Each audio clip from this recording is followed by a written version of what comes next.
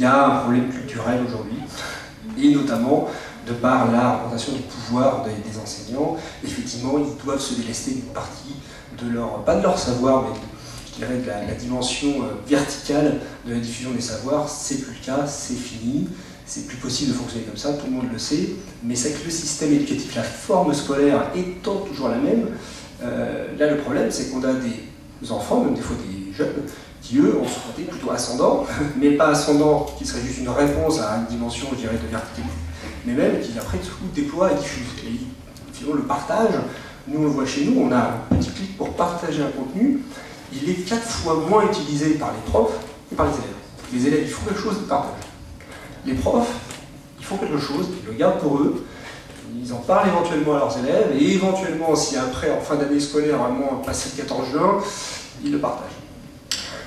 Il y a un gros problème de communication, alors ça vous le savez aussi, mais alors ça la communication c'est un peu le parent pauvre, surtout quand on est éditeur ou extérieur à l'établissement scolaire. Je pense qu'on a tous revu le même problème.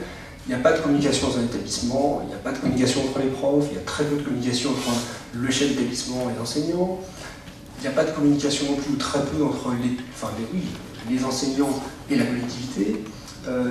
Concrètement, aujourd'hui, vous allez dans n'importe quel établissement en France, vous leur demandez, vous savez ce à quoi vous êtes abonné? Les 3 quarts des profs ne savent pas, ils répondent à côté. Ils vont dire, ah oui, Le Monde, je crois, parce que c'est en général on est abonné au Monde, mais après, les ressources numériques, ils les ont souvent, hein, mais ils ne savent pas. Ou alors ils ne les ont pas, mais ils pensent les avoir quand même parce que c'est un copain ou qu'il y a de la famille qui a fait l'école. Enfin, il y a vraiment un gros souci, c'est un souci qu'on a tout le temps. Alors c'est assez drôle d'ailleurs parce que c'est toujours les mêmes, et à chaque fois, à chaque projet, on dit à chaque collectivité, le CG, le CR, vous savez, il va falloir trouver tous les canaux possibles pour leur faire passer le message. Et bien ça ne suffit pas. Il y a un petit problème de conduite du changement pour les profs.